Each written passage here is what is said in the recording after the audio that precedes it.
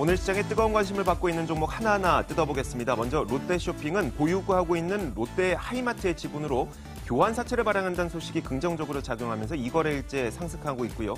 LG이노텍은 상반기 실적이 부진할 것이라는 우려감에 하락하고 있습니다. CSA 코스믹은 중국에서 화장품 완판 행진이 이어지고 있다는 소식에 급등하고 있고, 한국과 러시아의 가스관 사업이 재점화될 것이라는 기대감에 동양철관이 상승하고 있습니다. 삼성 SDI를 비롯한 2차 전지 관련주가 전기차 시장 확대 수혜에 상승했지만 장중에 하락으로 전환되기도 했고요. 아시아나항공이 보유하고 있는 CJ 대한통운 주식 935억 원어치를 팔아서 재무구조를 개선한다는 소식과 함께 아시아나항공은 상승하고 있습니다. 줄기세포 치료제에 대한 기대감이 집중되고 있는 네이처셀이 연일 급등하고 있습니다. 자, 이 종목들은 도대체 왜 오르고 왜 내렸는지 저희가 이분과 함께 이야기 나눠보도록 하겠습니다. AR인베스트 오현진 팀장 나와 있습니다. 어서 오세요. 네, 안녕하세요. 네, 반갑습니다. 자, 먼저 첫 번째로 롯데쇼핑인데요. 뉴스 나온 거 보니까 롯데쇼핑이 본인들이 갖고 있는 롯데 하이마트 지분으로 교환 사채를 발행한다. 근데 이게 긍정적이다. 그래서 상승하고 있다. 이런 해석들이 나오고 있는데 네네. 교환 사채가 뭐예요? 교환 사채는 이제 말 그대로 교환할 수 있는 권리를 가진 사채다. 이렇게 네네. 보시면 될 것 같은데요. 그러니까 해당 기업이 가지고 있는 다른 주식이 있을 거 아니에요? 네. 그 주식을 사채권자가 가져갈 수 있도록 그렇게 조건을 건 상태에서 발행하는 사채입니다.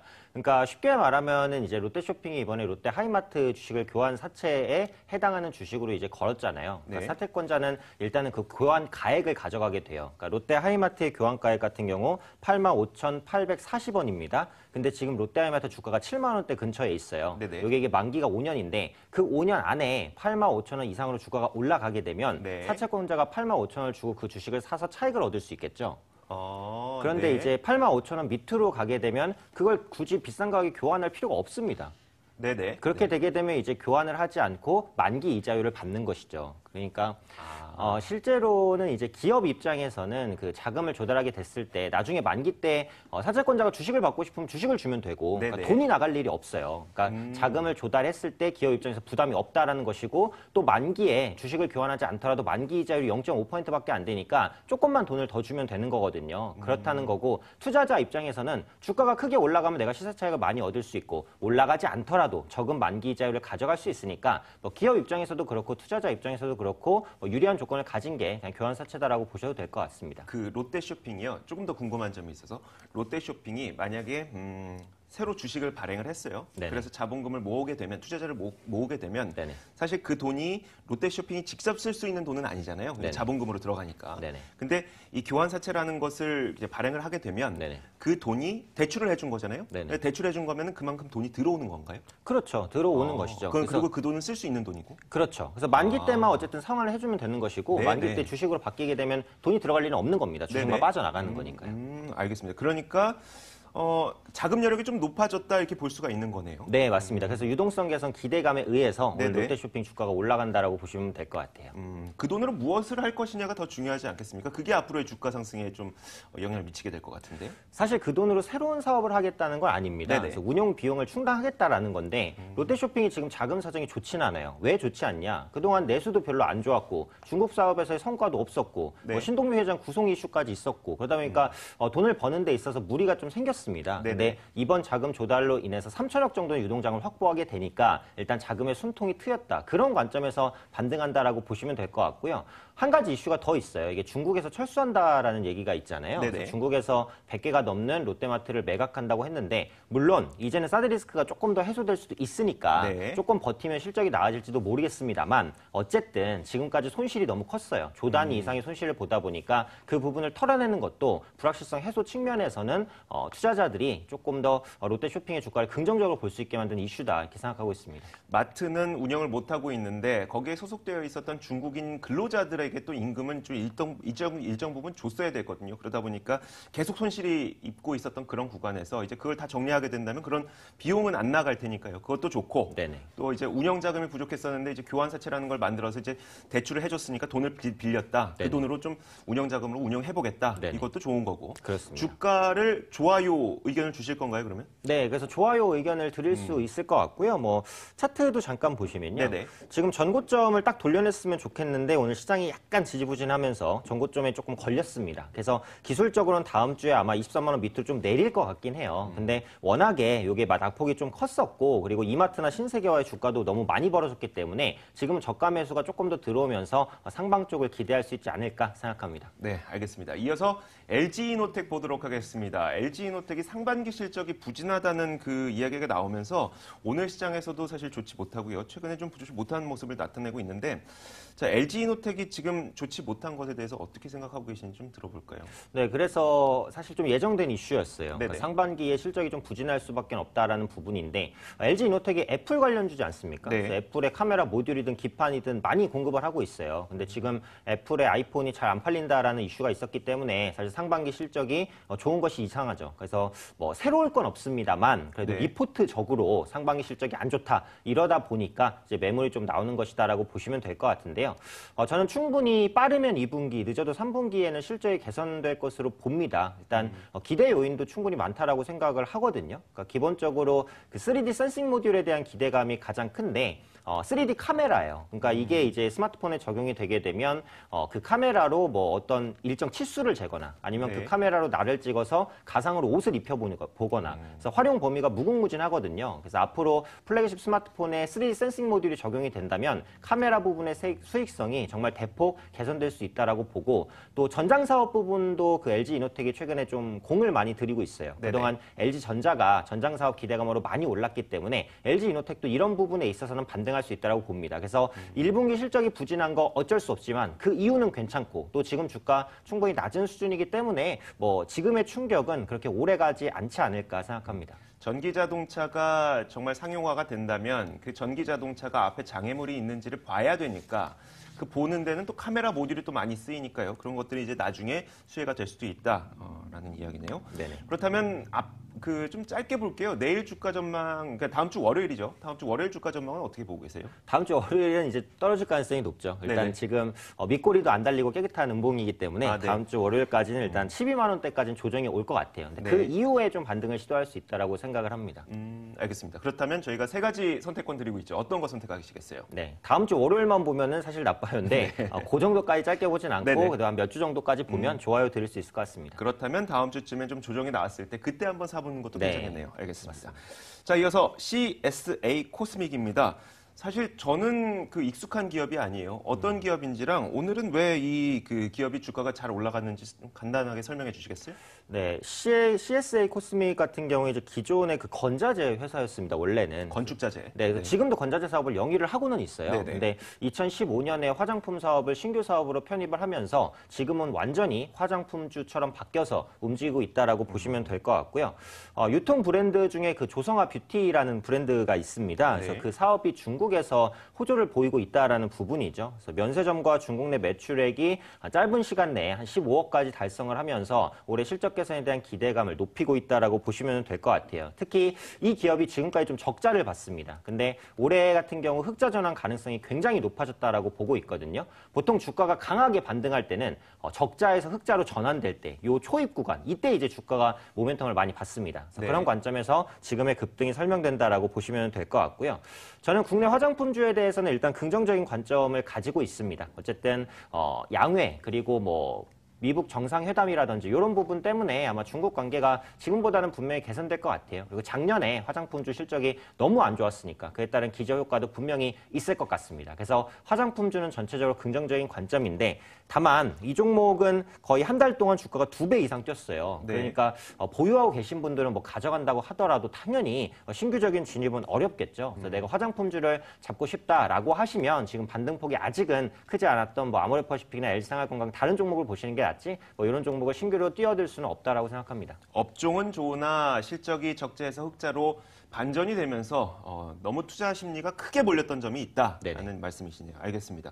그렇다면 좀 주가의 전망도 조심해야 된다라는 뉘앙스로 들리는데 어떻습니까? 네, 그래서 제가 일단 글쎄요를 드릴 수밖에 없을 것 네네. 같고요. 다만 보유하고 계신 분들은 빠르게 매도할 필요는 없습니다. 지금 차트를 보셔도 윗꼬리가 거의 안 달렸어요. 종가까지 밀어 올린다는 것은 이제 매물대 없이 이제 붙는 세력들이 굉장히 많다라는 걸 의미하거든요. 그래서 지금 기술적으로는 한 9,000원대, 9,500원대까지도 노려볼 수 있다고 봅니다. 단 보유하신 분에 한해서만 조금 더 가져가시는 게 맞을 것 같습니다. 네, 알겠습니다.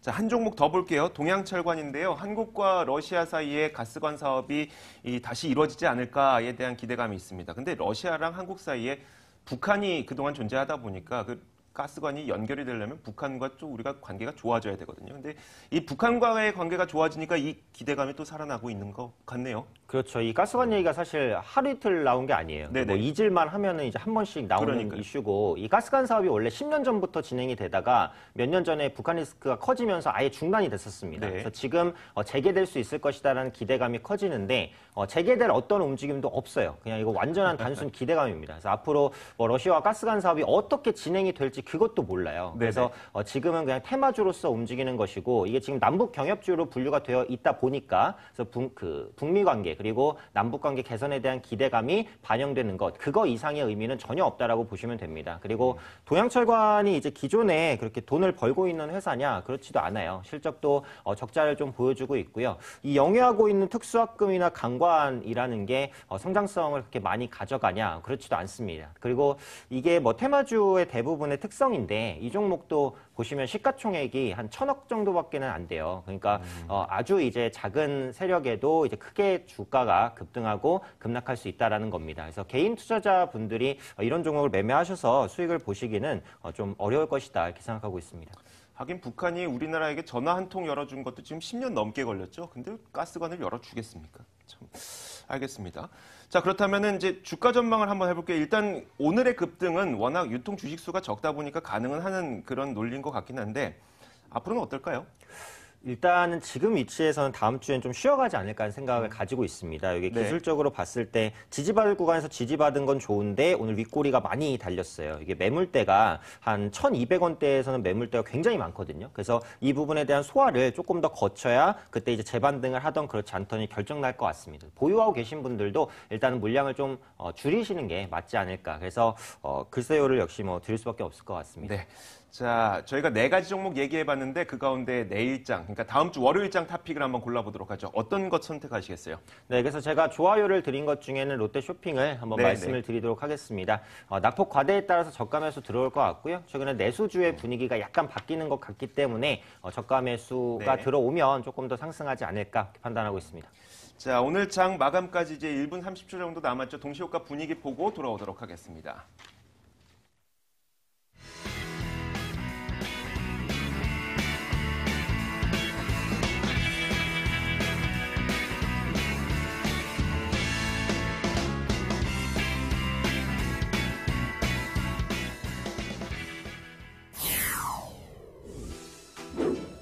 네, 시장 분위기는 갈팡질팡하는 모습을 보여줬습니다. 미국 FOMC 회의를 앞둔 경계감, 미국의 무역전쟁 우려감으로 인해 투자 심리가 위축됐었는데 호가 분위기 살펴보도록 하겠습니다. 코스피는 장중 2,497선까지 터치하면서 2,500에 대한 기대감을 키우는 듯 했습니다만 외국인의 매도 속에 0.01% 하락한 2,492선에 장마감을 준비하고 있습니다. 코스닥도 아주 강한 탄력은 아니었습니다만 7거래 연속 상승세는 이어지면서 0.4% 상승한 893선 장마감을 준비하고 있습니다. 시가총액 상위 종목 살펴보도록 하겠습니다. 셀트리온 상승이죠. 어제 5% 상승에 이어 추가 상승하며 장마감을 준비하고 있습니다. 호가 분위기 전해드렸습니다.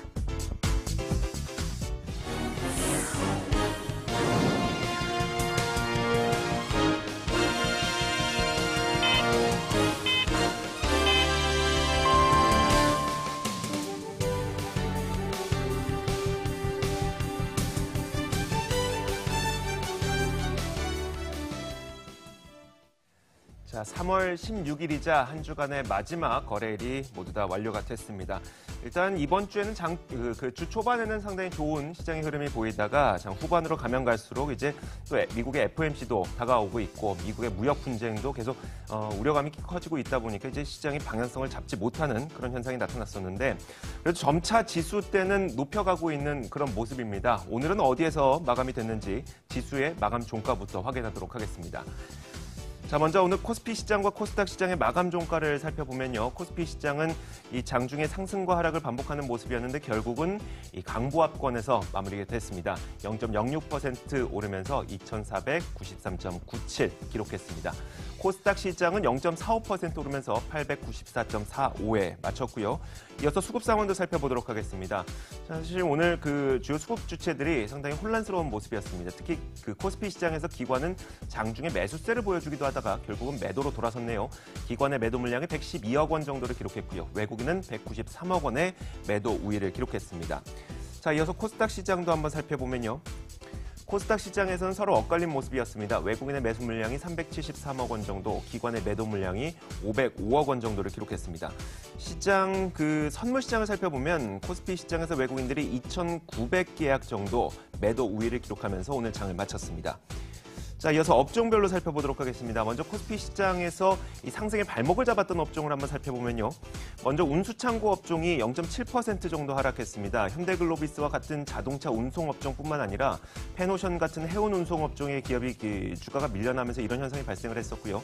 전기전자 업종은 반도체 관련주뿐만 아니라 이외에 IT 부품주들까지도 하락하면서 0.5% 정도 하락하는 모습인데 그래도 장 초반의 낙폭에 비해서는 좀 만회한 모습입니다. 자, 가장 크게 하락했던 업종은 비금속 광물 업종인데 그동안 주가가 많이 올랐었던 쌍용 양회가 차익 실현을 하면서 비금속 광물업 제품 업종도 좀 하락하는 모습이었고요. 한국전력의 주가가 내리막길을 이어가면서 전기가스 업종의 주가도 0.7% 내린 채 오늘 장을 마쳤습니다. 코스닥 시장은 상승했던 업종을 한번 살펴보도록 하죠. 음식료 업종이 가장 크게 올랐는데 사실 이게 음식료 업종이라고 보긴 좀 어려운 게 네이처셀이 줄기세포로 잘 알려지면서 좀 급등했죠. 하지만 네이처셀이 음식료 업종에 포함되어 있는데 사실 이게 지금 매출은 음료수로 내고 있습니다. 그렇다 보니까 제 음식료 업종이 6% 정도 올랐고요. 통신장비 업종은 바이오 산업에도 손을 뻗고 있는 텔콤과 같은 기업의 주가가 오르면서 2.5% 상승했습니다. 의료장비 업종도 오늘 1.3% 정도 올랐고요. 제약 업종도 약 1% 정도 오른 채 오늘 장을 마쳤습니다. 3월 16일 금요일 마감 종가 확인해봤습니다.